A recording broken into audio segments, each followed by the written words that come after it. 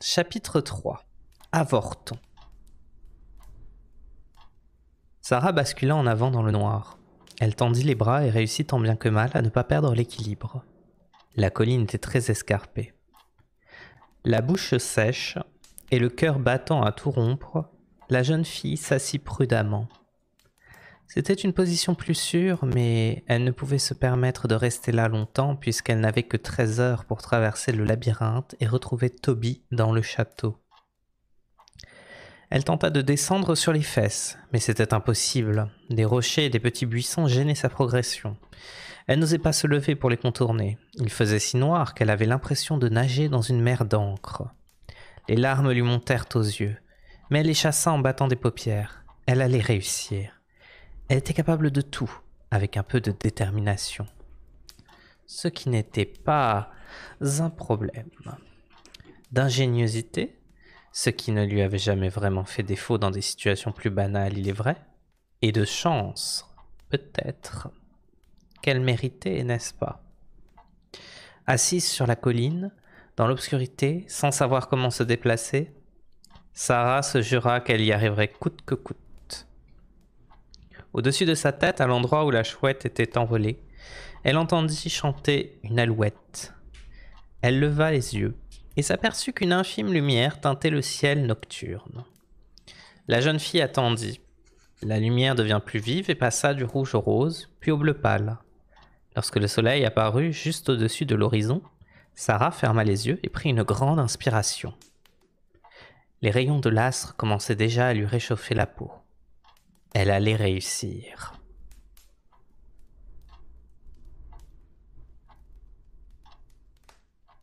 Quand elle rouvrait les yeux, le château de Jareth scintillait devant elle, car ses flèches et ses tourelles réfléchissaient l'éclat du soleil levant. Non sans angoisse, Sarah scruta le fond de la vallée qui tardait à se dévoiler, comme une photographie en plein développement. La première chose qu'elle put évaluer, ce fut sa largeur. La distance qui la séparait du château n'était pas si grande. Cela ne représente que quelques kilomètres en courant. Ça devrait me prendre 2 heures, se dit-elle. Jareth a essayé de me décourager. Il pensait que j'aurais si peur dans le noir que je renoncerais et j'oublierais Toby. Mais comment le pourrais-je? Quoi qu'il en soit, en 13 heures, j'ai largement le temps d'atteindre le château et de revenir. Elle se demanda si le temps s'écoulait de la même manière chez elle et au pays de Jareth. Si c'était le cas, que penseraient son père et sa belle-mère en rentrant à la maison? Ils appelleraient sûrement la police. De toute façon, elle ne pouvait rien y faire. Il n'y a sûrement pas de téléphone dans le château, songea-t-elle avec un pâle sourire. Le soleil était au-dessus de l'horizon à présent, et des couleurs et des formes apparaissaient peu à peu dans la vallée. Il y avait énormément de choses là-dedans, visiblement. Sarah continua d'observer les lieux qui dévoilaient peu à peu leur vraie nature. Au début, elle eut du mal à en croire ses yeux.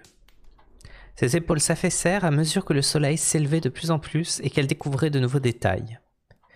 Du pied de la colline jusqu'au château et au-delà, d'un horizon à l'autre, s'étendait un immense dédale constitué de murs et de haies. « Voici donc le labyrinthe », murmura Sarah consternée. Elle l'étudia en essayant de repérer un chemin ou les éléments susceptibles de la guider. Elle n'en vit aucun. Les passages se divisaient et s'enroulaient les uns autour des autres. Les portes donnaient sur d'autres portes qui conduisaient à d'autres portes encore. Et vu du dessus, on aurait dit des milliers d'empreintes digitales qui se superposaient. Quelqu'un avait-il conçu cet endroit ou était-ce juste un accident?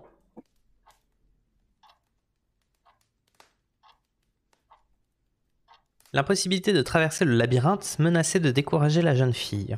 Elle se releva, serra les poings et se racla la gorge. Eh bien, allons-y, cher pied, c'est parti. Dans la lumière de l'aube, elle repéra un chemin qui arpentait jusqu'au bas de la colline. Elle se fraya un chemin entre les rochers et les buissons. Au bout du sentier se dressait une grande muraille soutenue par des contreforts. Ce rempart s'étirait à perte de vue, à gauche comme à droite. Dubitative, Sarah s'approcha de la muraille sans savoir ce qu'elle allait bien pouvoir faire quand elle l'atteindrait. Tout à coup, un mouvement attira son attention. Au bas du rempart, un petit homme gloussait en écrasant quelque chose sous son pied. « Excusez-moi, dit Sarah. Le petit homme sursauta. Je m'en vais s'écria-t-il avant même de voir à qui il avait affaire. Il se retourna, tête baissée, si bien qu'il dévisagea Sarah par-dessous ses sourcils épais et broussailleux. « Ça alors !» s'exclama-t-il d'un air à la fois contrarié et surpris. « Ça alors !» On aurait dit qu'il n'avait jamais encore vu une personne comme Sarah. Ou alors, une personne comme Sarah ne l'avait peut-être encore jamais pris au dépourvu. « Ça alors !» répéta-t-il une deuxième fois. « On ne va pas aller loin comme ça, se dit la jeune fille. Quel étrange petit personnage. Ses sourcils proéminents se voulaient clairement farouches, mais son visage ridé démentait cette férocité. Visiblement méfiant, il n'avait pas l'air particulièrement amical, mais pas hostile non plus. Il semblait surtout éviter le regard de Sarah, qui remarqua que, chaque fois qu'elle bougeait les mains, il les suivait des yeux. Il était coiffé d'une calotte et vêtu d'une calotte retenue par une ceinture à laquelle étaient accrochés de nombreux ornements. Des bijoux, fantaisie a priori, et une chaîne. Sarah le vit ouvrir la bouche pour dire de nouveau « ça alors » et s'empressa de l'interrompre. « Excusez-moi, mais je dois traverser le labyrinthe. Pourriez-vous me montrer l'entrée ?» La bouche grande ouverte, il cligna des yeux, deux fois, puis il regarda brusquement sur le côté et se précipita vers une jacinthe des bois en sortant un aérosol de sous son gilet. Au même moment, Sarah vit une petite fée diaphane sortir de la fleur. Le petit homme l'aspergea 2 fois rapidement. La fée se flétrit aussitôt comme une fleur qui fane. « 57 !» annonça-t-il avec une certaine satisfaction. « Oh, comment avez-vous pu faire une chose pareille ?» protesta Sarah, choquée. Il se contenta de grogner. La jeune fille courut au chevet de la fée qui gisait par terre, les ailes tremblantes et ratatinées. « Pauvre petite créature !» Sarah la ramassa délicatement puis se tourna d'un air accusateur vers le tueur de fées. « Vous n'êtes qu'un monstre !» Tout à coup, elle ressentit une vive douleur, comme si elle s'était coupée avec du verre cassé.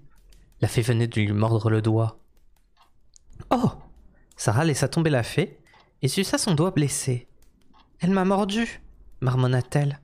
« Évidemment !» pouffa le petit homme. « J'attendais à quoi de la part d'une fée ?» Je ne sais pas, avoua Sarah perplexe. Je croyais qu'elle faisait des choses sympas, comme exaucer des vœux. « Ah !» poussa le petit homme. « Je ne sais pas grand-chose, pas vrai ?» Il brandit son aérosol et aspergea nonchalamment une autre jacinthe. Une deuxième fée chatoyante tomba par terre et devint marron comme une feuille d'automne. « 58 !» annonça-t-il en secouant la tête. « Elles se reproduisent aussi vite que je les asperge. »« Oh, ça fait mal !» se plaignit Sarah en grimaçant. Elle sortit son doigt de sa bouche et le secoua. Le petit homme s'en alla arracher l'une des grandes feuilles grisâtres d'une plante presque aussi haute que lui et l'attendit à la jeune fille. « Tiens !» lui dit-il. « Frotte la plaie avec. » Reconnaissante, Sarah s'empressa de le faire, mais elle laissa aussitôt tomber la feuille et serra son doigt avec son autre main en sautillant de douleur. « Aïe !» cria-t-elle. « C'est pire, c'est bien pire, oh là là !» Le petit homme se tenait les côtes en rugissant de rire. « Évidemment ! Quelle idée de frotter une morsure de fée avec ça, tu n'y connais vraiment rien, n'est-ce pas ?»« J'ai cru que vous me donniez cette feuille pour me soulager, » protesta Sarah indignée. « Oh, ça fait mal !»« Vraiment ? Décidément, tu as des opinions très arrêtées. Mais tu as tort sur toute la ligne, et le fond de ton pantalon est plein d'herbe. » En dépit de son doigt douloureux, Sarah ne put s'empêcher de jeter un coup d'œil par-dessus son épaule et constata qu'il avait raison. Elle avait dû se salir en essayant de descendre la colline sur les fesses. Tout en s'essuyant, elle se rendit compte qu'il lui faisait payer la frayeur qu'elle lui avait faite. « Vous êtes horrible !»« Pas du tout, » répondit-il d'un air surpris. « Je suis Oogle. Et toi, qui es-tu ?»« Sarah. C'est bien ce que je pensais, » dit-il en hochant la tête. Il repéra une autre fée et l'aspergea aussitôt, puis il l'écrasa aussi, pour faire bonne mesure. La fée émit un couinement. « 59 !» énuméra Oogle. Sarah réfléchit en suçant de nouveau son doigt. Il semblait savoir qui elle était, donc il devait également connaître Jarrett. Peut-être était-il un espion. En même temps, il ne correspondait pas à l'idée que Sarah se faisait d'un espion. Ces gens-là ne râlaient pas et ne jouaient pas des tours aux inconnus, à moins que... Si elle avait tort sur toute la ligne, comme le prétendait Oogle, peut-être qu'elle se trompait aussi à propos des espions. Mais dans ce cas, si Oogle était bel et bien un espion, Sa mission pourrait être de me convaincre que j'ai tort, alors que en réalité j'ai raison. Mais si j'ai raison, ce n'est pas un espion. Dans ce cas, il n'a aucun intérêt à me convaincre que j'ai tort, ce qui veut dire que j'ai tort à son sujet et donc... Oh, s'exclama-t-elle exaspérée. C'était comme ces dessins qu'elle avait vus dans un livre à la maison où l'eau semblait monter au lieu de descendre sans qu'on arrive à déterminer à quel endroit le dessin mentait. Ogles arracha la feuille d'une autre plante et la présenta à Sarah avec une espèce de grimace joyeuse. Sarah sortit son doigt de sa bouche, la douleur commença à se dissiper. Elle refusa d'un signe de tête et ne put s'empêcher de sourire face à cet étrange petit visage rabougri. Aussitôt, Ogles se rembrunit et la regarda d'un air méfiant. Il n'avait pas l'habitude qu'on lui sourit. Bon, se dit la jeune fille, de toute façon, qu'il soit là pour m'espionner ou pas, il est la seule personne à qui je puisse demander de l'aide. Savez-vous où se trouve la porte du labyrinthe? Peut-être. D'accord. Où est-elle? Au lieu de répondre, il contourna la jeune fille en brandissant son aérosol. 60. Je vous ai demandé où elle était. Quoi donc? La porte. Quelle porte? La porte du labyrinthe. La porte du labyrinthe. Oh, elle est bien bonne celle-là. Il se mit à rire méchamment. Sarah avait envie de le frapper. Ça ne sert à rien de vous demander quoi que ce soit. Pas si tu poses les bonnes questions, répondit-il en lui lançant un regard en coin. Tu es tellement naïve. D'accord. Quelles sont les bonnes questions? Ça dépend de ce que tu veux savoir, répondit Ogle en se frottant le bout du nez. C'est facile. Comment puis-je entrer dans le labyrinthe? Ah, s'exclama Ogle, les yeux pétillants. C'est déjà mieux. Sarah crut de nouveau entendre de la musique. Cette mélodie magique qui bourdonnait autour du roi des gobelins. Tu entres par là, expliqua Ogle en indiquant une direction derrière la jeune fille. Il faut poser les bonnes questions si tu veux te déplacer dans le labyrinthe. Sarah fit volte-face. Un portail immense et grotesque s'ouvrait dans la muraille. La jeune fille le contempla d'un air accusateur, car elle aurait juré qu'il ne s'y trouvait pas auparavant. « Tu vois, ce n'est pas une porte, » expliqua Ogle. « Maintenant, il suffit de trouver la clé. » Sarah se tourna de nouveau vers lui, puis regarda tout autour d'elle. Non loin de là se trouvait un tout petit tapis, sur lequel une énorme clé dépassait à chaque bout. « Voilà qui est simple, » commenta Sarah en essayant de ramasser la clé. Mais elle ne réussit qu'à soulever une extrémité. L'objet était trop lourd pour qu'elle le portât jusqu'à la serrure du portail. Sarah lança un regard noir à Ogle. « J'imagine que c'est trop vous demander de me donner un coup de main. »« En effet, » répondit Ogle. Sarah tenta de nouveau de soulever la clé, en vain. « Oh, tout ceci est tellement stupide. »« Non, c'est toi qui es stupide, » rectifia Ogle. « La ferme, sale petit avorton. »« Ne m'appelle pas comme ça, je ne suis pas un avorton, » protesta Ogle troublé. « Bien sûr que si. » Mal à l'aise, Sarah se souvint comment, quand elle était plus jeune, il lui arrivait de lancer des piques cruelles à une camarade que tout le monde tourmentait.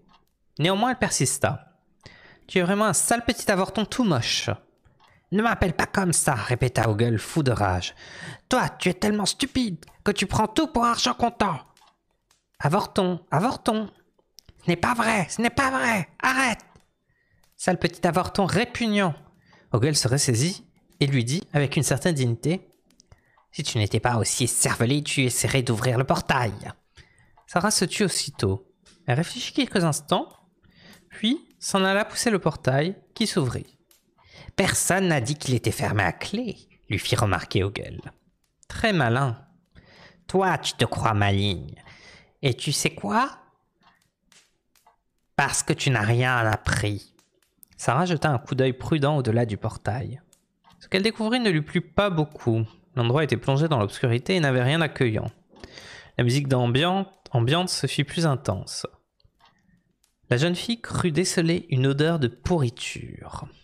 Elle rassembla tout son courage et fit 2 pas à l'intérieur du labyrinthe. Puis elle s'arrêta. Face à elle s'ouvrait un passage si étroit, entre 2 murs si hauts, que le ciel n'était plus qu'une fente au-dessus de la tête. Dans la pénombre, elle entendait de l'eau goutter en permanence. Sarah posa la main sur l'un des murs et le trouva humide et gluant au toucher, comme s'il était couvert de moisissures. Ogle passa la tête au sein du portail. « Chaleureux, n'est-ce pas ?» Sarah frémit. Ogle n'avait plus la même attitude. Il était plus calme et Sarah crut même déceler un soupçon d'inquiétude dans sa voix. « Tu vas vraiment entrer là-dedans » Sarah hésita. « Oui, en effet. Connais-tu une raison pour laquelle je ne devrais pas ?»« J'en connais des tas !» grommela Ogle. « Et toi, tu as une bonne raison pour entrer là-dedans ?»« Oh oui, répondit Sarah. Donc j'imagine que je n'ai pas le choix. »« D'accord, répondit Ogle sur un ton qui sous-entendait à tes risques et périls. Quelle direction choisiras-tu? La droite ou la gauche? Sarah regarda d'un côté puis de l'autre. Elle n'avait aucune raison de choisir une direction plutôt qu'une autre, car aucune des deux n'inspirait confiance. Les murs de briques donnaient l'impression de s'étendre à l'infini. Elle aurait aimé un peu d'aide, mais elle était trop fière pour le demander. « Je ne sais pas, je ne vois aucune différence. »« Dans ce cas, tu ne vas pas aller bien loin !» s'exclama Ogle. « D'accord, tu choisirais quelle direction, toi ?» répliqua Sarah vexée. « Moi ?»